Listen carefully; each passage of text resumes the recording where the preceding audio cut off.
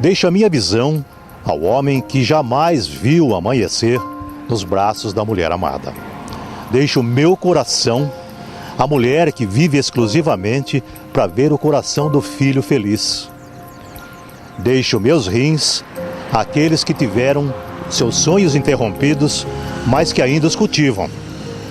Deixo o meu pulmão ao jovem que quer gritar mais uma vez ao mundo: eu te amo.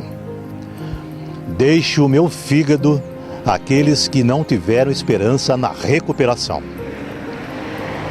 Deixo ossos, pele, cada tecido meu, à criança que ainda não descobriu o que é viver por inteiro. A você, deixo o meu exemplo. Para minha família, deixo o desejo de ser um doador de órgãos. Para a vida, enfim, deixo um recado: nós vencemos. Seja um doador de órgãos, seja um doador de vida. Esse texto é de uma campanha de doação de órgãos de 2012 do Ministério da Saúde.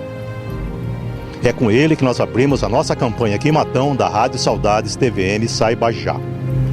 De lá para cá, pouca coisa mudou.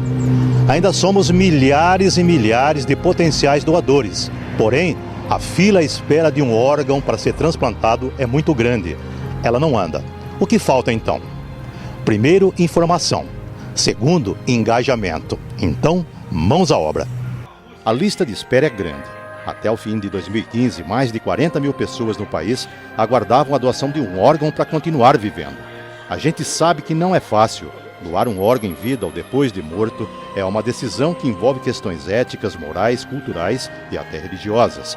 O diretor técnico do Hospital Carlos Fernando Malzone e membro da Comissão de Transplante do hospital explica que, apesar dos avanços nos últimos anos, a doação ainda é considerada tabu na sociedade brasileira.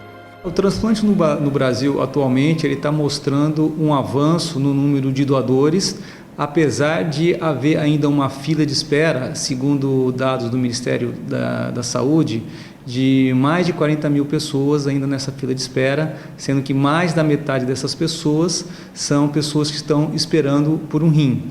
O tamanho do tabu em relação à doação de órgãos é proporcional à falta de interesse e de informação da população sobre o assunto. Quais órgãos são possíveis de ser transplantados, por exemplo, é uma das dúvidas mais frequentes.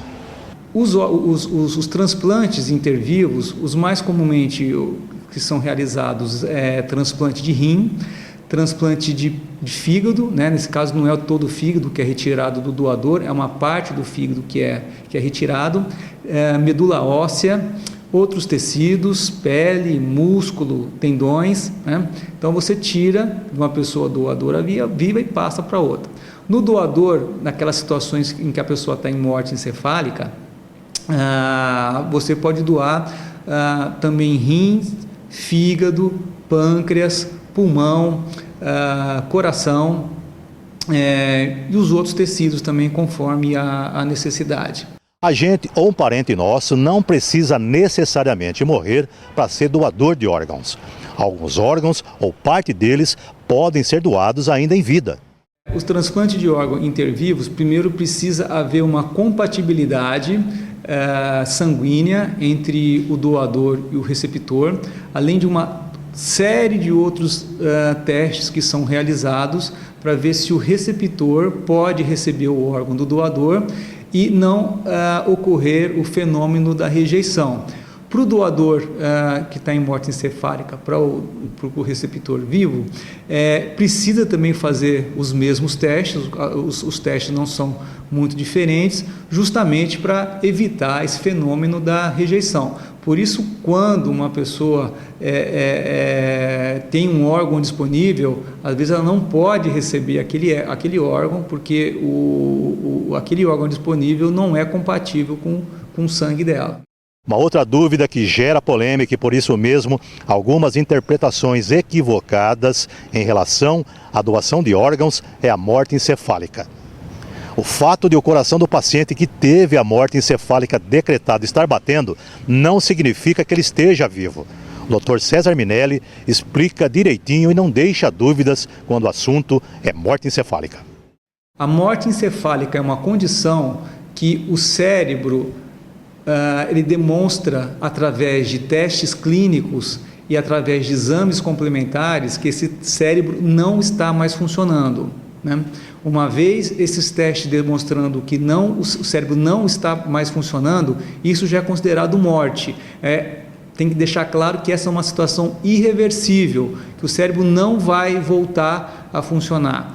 E isso autoriza a realização do transplante de órgãos, da retirada de órgãos desse corpo para o corpo de uma outra pessoa. A morte encefálica precisa de 2 médicos, né, com experiência, 2 neurologistas, ou um neurologista e um médico especialista em terapia intensiva. Eles fazem testes clínicos com um tempo de diferença de hora de 6 a 12 horas mais ou menos, os mesmos testes clínicos, e depois esses testes clínicos precisam ser confirmados com um exame complementar. Esse exame complementar pode ser um eletroencefalograma, pode ser uma arteriografia, pode ser chama de extração de oxigênio do bulbo, da jugular, mas, ou seja, sem uma comprovação de um teste de exame complementar, você não pode dar o diagnóstico de morte encefálica, consequentemente, você não pode retirar os órgãos desse corpo. As estatísticas da Coordenação Geral do Sistema Nacional de Transplantes mostram uma curva ascendente dos transplantes realizados entre 2001 e 2015. Os gráficos revelam que houve aumento de transplantes de fígado, rim e coração no Brasil. Apesar de sermos exceção no continente, ainda temos de avançar ainda mais para fazer a fila andar. Quando é analisado, comparado o Brasil com outros países da América Latina, o Brasil é o país que mais doa em comparação com os outros países. A taxa de aceite de doação de órgãos é em torno de 56% no Brasil, enquanto os outros países é abaixo de 50%. Mas precisa avançar mais, né? As pessoas que têm predisposição, interesse de serem doadoras, né? Elas precisam deixar esse desejo bem claro para os familiares, né? A gente sabe que é um assunto difícil de tratar no dia a dia, né? Mas havendo oportunidade, quando às vezes assistir um tema desse na televisão, uma reportagem de algum doador, a gente incentiva que a pessoa que tem interesse em ser doadora, que ela deixe bem claro isso para a família. Fala assim: olha, se acontecer uma tragédia comigo, ficar numa UTI, respirando só com aparelho, e for diagnosticado morte encefálica, gostaria que meus órgãos fossem doados. E voltando ao início da nossa reportagem, deixo a você o meu exemplo. Deixo para minha família o desejo de ser doador. Deixo para a vida, enfim, um recado: nós vencemos. Seja um doador de órgãos, seja um doador de vida. Se a pessoa tem